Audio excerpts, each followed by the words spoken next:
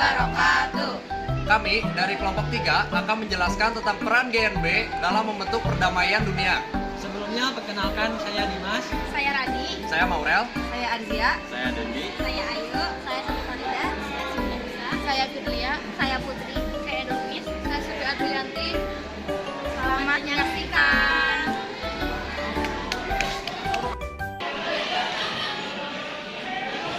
Sejarah gerakan non-blok. Kata non-blok pertama kali diperkenalkan oleh Perdana Menteri India yang bernama Jawaharlal Nehru pada tahun 1954 dalam pidatonya di Colombo, Sri Lanka. Dalam pidato tersebut, Nehru menjelaskan mengenai 5 pilar yang bisa digunakan sebagai pedoman untuk relasi Sino-India. Dan 5 pilar tersebut disebut sebagai 5 pengendali. Apa aja sih 5 pengendali tersebut? Yuk kita cari tahu.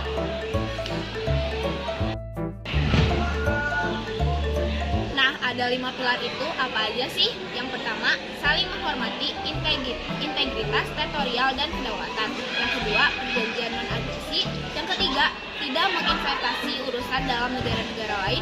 Yang keempat, kesetaraan dan keuntungan bersama. Dan yang kelima, menjaga perdamaian. Kemudian gerakan non-blok ini awalnya dibentuk karena ada konferensi tingkat tinggi Asia Afrika.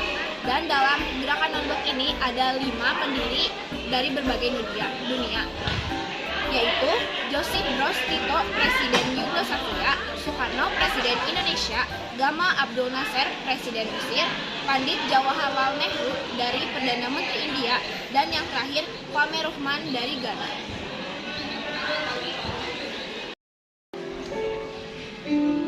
Gerakan yang satu ini sempat kehilangan kredibilitasannya pada tahun 1960-an pada saat anggotanya terpecah belah dan mengikuti blok lain termasuk juga blok timur. Setelah itu muncullah berbagai pertanyaan, bagaimana sebuah negara bisa bersekutu dengan Uni Soviet seperti Kuba yang bisa mengklaim dirinya sebagai negara non-blok. Gerakan tersebut kemudian mulai terpecah secara seutuhnya pada saat invasi Soviet terhadap Afghanistan pada tahun 1976. Konferensi tingkat tinggi atau KTT ASEAN merupakan puncak pertemuan antara pemimpin negara-negara anggota ASEAN dalam hubungannya dengan pembangunan ekonomi dan budaya. Untuk bisa mencapai tujuan ASEAN yang telah dirumuskan sebelumnya, harus terjadi bisnis dan kegiatan. Dalam pelaksanaan 11 komite yang sudah dibentuk, misalnya saja bahan makanan dan komite pertanian, keuangan, pariwisata, dan juga media massa. Komite ini memiliki tujuan untuk meningkatkan kerjasama antara 6 negara anggota. Selain itu juga membentuk komite-komite ini dari komite ad hoc atau working panitia. Komite tersebut antara lain adalah Pansus yang bertugas untuk meningkatkan hubungan perdagangan dengan ECC. Kemudian juga panitia bertugas meningkatkan kerjasama antara ASEAN dan negara Australia, Selandia Baru, Kanada, dan negara lainnya.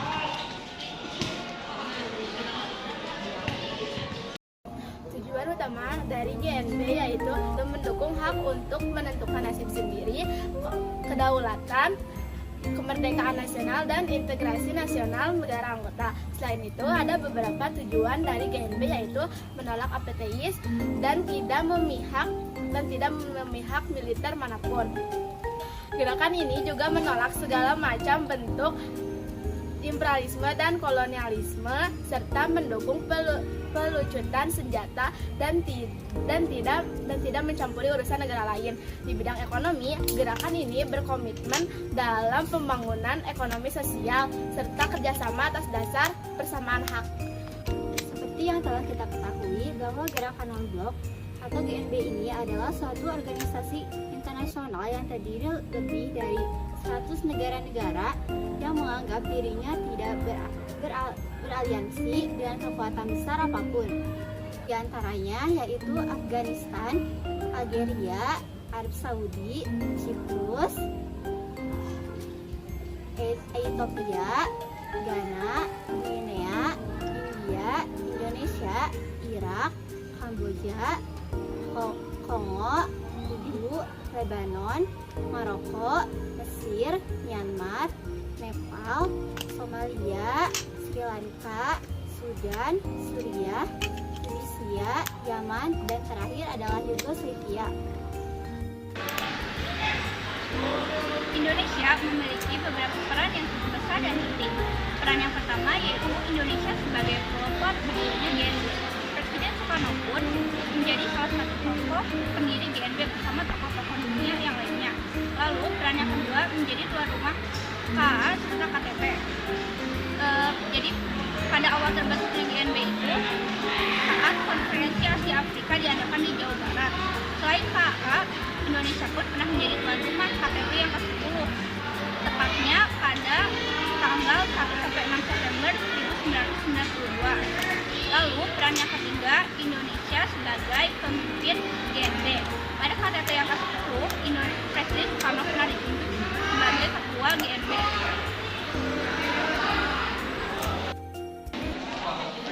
Sekarang ada poin keempat. Semenjak Indonesia merdeka, Indonesia sangat menolak keras kejahatan internasional, khususnya penjajahan.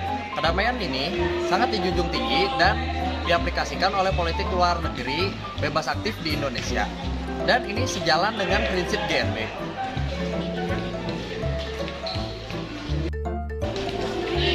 Sekarang ada poin kelima. Indonesia sebagai penyelenggara dan pendiri KTT GNB yang ke-10. KTT GNB yang ke-10 diselenggarakan pada tanggal 1 sampai 7 September 1992 dan diadakannya di Bogor dan Jakarta. Indonesia sebagai jajaran pertama pengundang di KTT GNB. Indonesia sebagai pendiri dan penyelenggara di KTT GNB memiliki hak yang cukup besar untuk mengundang negara lain untuk bergabung ke KTT GNB.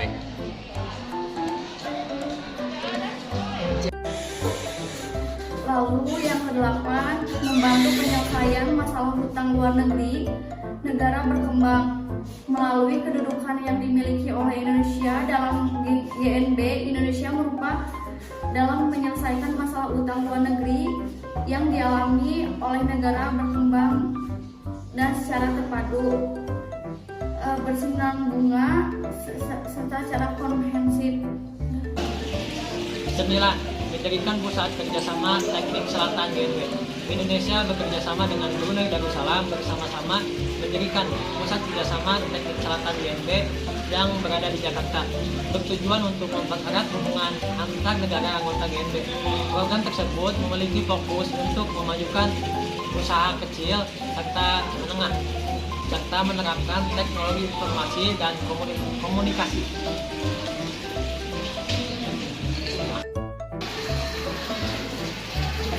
10. Aktif mengupayakan perdamaian dunia. Indonesia aktif mengupayakan perdamaian dunia dalam KTT 10 GNB. Lahirlah pesan Jakarta yang berisikan mendukung Palestina. Kedua, meminta diskriminasi rasial yang terjadi di Afrika Selatan, serta menolak adanya penggunaan senjata nuklir. Dampak keberadaan GNB. Secara umum GNB memiliki dampak besar, yang ada dapat konflik yang diantara Amerika Serikat dan Uni Soviet, mengikat negara-negara kecil dalam satu forum. GNB mencegah terlalu banyak negara yang mengakibatkan kedua blok. Terhitung hanya Kuba yang diplomatik beraliansi dengan Soviet. Negara-negara yang lain seperti Vietnam, Afghanistan, Korea, Kamboja, Indonesia, dan negara-negara lainnya, pemerintahannya jatuh akibat konflik. Gimana nih teman-teman, barusan udah ngedengerin kan beberapa penjelasan tentang sejarah dan juga peran Indonesia dalam organisasi Gerakan Non-Blok. Sekarang aku bakal ngejelasin tentang beberapa manfaat dari GNB bagi Indonesia maupun manfaat secara global. Nah, yang pertama adalah manfaat di bidang politik. GNB di dalam bidang politik berperan sebagai pencetus prinsip politik bersama. Prinsip politik bersama adalah prinsip di mana menyatakan bahwa politik berdasarkan koeksistensi damai, bebas blok, tidak menjadi anggota kemiliteran, dan juga bercita-cita untuk melenyapkan kolonialisme dalam segala bentuk dan juga manifestasi. Selain itu, GNB juga berperan untuk membantu Afrika Selatan dalam menghapuskan politik apartheid. Di dalam kasus ini, GNB juga mengikat negara-negara kecil untuk membentuk satu forum dan juga mengurangi jumlah negara yang kemungkinan akan terkena kekuatan dari kedua blok tersebut. Selain itu, GNB juga mencetuskan satu prinsip yang diakui oleh anggota-anggota lainnya, yaitu prinsip yang tidak mendukung kedua blok dan juga bertentangan dengan kedua blok tersebut, sehingga di dunia ini ada 3 blok, yaitu blok barat, blok timur, dan juga blok netral atau gerakan non-blok. Jadi, dapat disimpulkan bahwa manfaat GNB di bidang politik yaitu untuk dapat mendukung demokratisasi dan juga menguatkan persatuan dan kesatuan. Yang selanjutnya adalah manfaat GNB di segi ekonomi dan juga keuangan. Di dalam segi ekonomi dan keuangan, GNB membantu negara-negara yang tadinya tidak berpihak pada Amerika Serikat dan juga Uni Soviet untuk dapat menjalin hubungan perdagangan dan juga kerjasama dengan negara-negara lain, sehingga mereka tetap dapat mendapatkan penghasilan dari kegiatan perdagangan tersebut. Nah, selain itu juga GNB ini akan membantu negara-negara tersebut untuk mencegah terjadinya inflasi di negara mereka sendiri. Manfaat yang terakhir adalah GNB akan membantu ataupun berperan secara signifikan dalam lahirnya kerjasama antara utara dan juga selatan, khususnya dalam kemitraan untuk membangun atau New Partnership for Development. Dari semua penjelasan yang sudah saya paparkan, dapat ditarik kesimpulan bahwa manfaat GNB di dalam bidang ekonomi adalah untuk mendorong pertumbuhan dan juga menstabilisasikan ekonomi yang berkelanjutan. Manfaat lain GNB yaitu di bidang segi sosial budaya dapat menciptakan rasa saling pengertian antar bangsa dan pendidikan. Pemerintah Indonesia dalam konferensi tingkat Menteri Gerakan Non-Blok ke-18 yang diselenggarakan di Baku, Azerbaijan pada tanggal 5-6 April 2018 mendorong kerjasama pendidikan serta penguatan peran perempuan dan pemuda sebagai elemen kunci dalam tujuan pembangunan berkelanjutan dalam pendidikan. Lalu di segi kemanusiaan, Indonesia selalu mendorong penguatan peran GNB dalam perdamaian dan keamanan internasional, juga penanganan isu dan ancaman keamanan global, serta pencapaian tujuan pembangunan berkelanjutan. Contohnya, Indonesia memberi perhatian pada isu Palestina dan membantu menggulirkan kembali proses perdamaian, sehingga dapat ditarik kesimpulan bahwa di segi kemanusiaan, GNB memiliki manfaat mewujudkan citra positif Indonesia di masyarakat internasional dan mendorong pelestarian lingkungan hidup. Saat ini, GNB masih tetap menunjukkan eksistensinya meskipun pandemi telah berakhir. GNB saat ini memfokuskan pada prinsip-prinsip perjuangan dari GNB, yaitu mewujudkan perdamaian dunia dan pembangunan kesejahteraan bagi negara-negara dan anggotanya. Keberadaan GNB saat ini masih sangat relevan, seperti persatuan yang memiliki sifat penekanan terbesar dalam PBB untuk menekan negara adikuasa seperti Amerika Serikat. Pasca berakhirnya Perang Dingin, GNB masih eksis memperjuangkan sejumlah hal, diantaranya pembangunan ekonomi negara berkembang, pengentasan kemiskinan, dan lingkungan hidup. Terima kasih telah menonton video pembelajaran ini. Semoga bermanfaat bagi kita semua.